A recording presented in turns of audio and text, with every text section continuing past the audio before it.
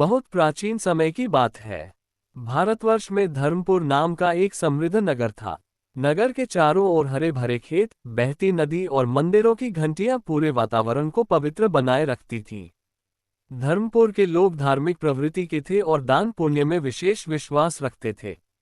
उसी नगर में सेठ हरिदत्त नाम के एक अत्यंत धनवान व्यक्ति रहते थे।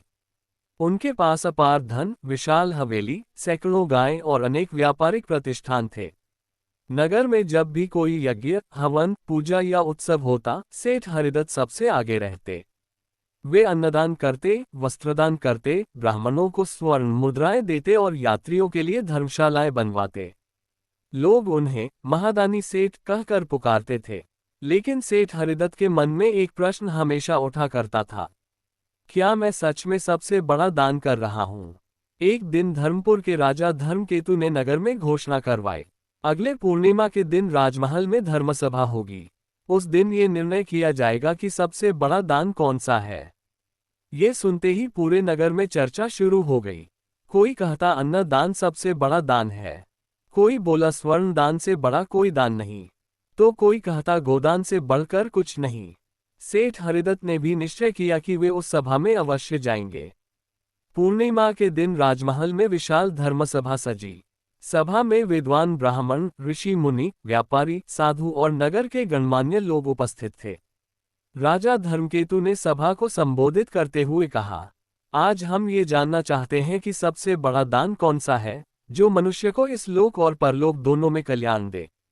सबसे पहले एक ब्राह्मण उठे और बोले, राजन, अन्नदान सबसे बड़ा दान है। भूखे को भोजन देना प्राणों की रक्षा करना है। दूसरे विद्वान बोले, स्वर्ण दान सबसे श्रेष्ठ है, क्योंकि उससे बड़े बड़े कार्य संपन्न होते हैं। तीसरे बोले, गोदान से बढ़कर कुछ नहीं, क्योंकि गाय माता सभी देवताओं का वास है। सभा में अनेक मत रखे गए, पर किसी निष्कर्ष पर नहीं पहुंचा जा सका। तभी सभा के द्वार पर एक साधारण वेशधारी एक वृद्ध साधु आए। उनके चेहरे पर अद्भुत शांति थी और आंखों में गहरी करुणा। राजा ने आदर पूर्वक उन्हें आसन दिया और कहा, महाराज, आप भी अपना मत दीजिए। आपके अनुसार सबसे बड़ा दान कौन सा है? साधु मंद मुस्कान के साथ बोले, राजन, दान केवल वस्तु देने का नाम नहीं है। दान वह है जिससे मनुष्य का जीवन बदल जाए। सभा में सन्नाटा छा गया। साधु बोले, मैं आपको एक छोटी सी कथा सुनाता हूँ। एक गांव में रामू नाम का एक निर्धन बालक रहता था। उसके माता पिता का देहांत हो चुका था। वह दिन भर मेहनत करता, फिर भी जीवन कठिनाइयों से भरा था। एक दिन गांव में एक धनी व्यक्ति आया। उसने रामू को एक थैली भर सोने के सिक्के दे दिए। रामू बहुत खुश हुआ, पर कुछ समय बाद वह धन समाप्त हो गया। कुछ वर्षों बाद उसी गांव में एक गुरु आए। उन्होंने रामू को पढ़ना लिखना, हिसाब किताब और जीवन जीने की समझ सिखाई। धीरे धीरे रामू विद्वान बना, व्यापार करना सीखा और अपने पैरों पर खड़ा हो गया। बाद में वही रामू पूरे गांव के बच्चों को शिक्षा देने लगा। साधु ने कहा, राजन, सोचिए, सोने के सिक्के कुछ समय तक काम आए, लेकिन विद्या ने रामू का पूरा जीवन बदल दिया। साधु आगे बोले, इसीलिए शास्त्रों में कहा गया है, विद्या दान सर्वधन प्रधानम, अर्थात सभी दानों में विद्या दान सर्वोत्तम है। धन दान करने से पेट भरता है, पर विद्या दान करने से भविष्य संवरता है। सभा में बैठे सभी लोग गहराई से सुन रहे थे। सेठ हरिदत्त के मन में हलचल मच गई।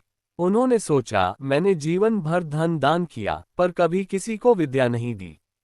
सभा समाप्त होने के बाद सेठ हरिदत्त साधु के पास गए और बोले, महाराज, क्या मेरा सारा दान व्यर्थ चला गया?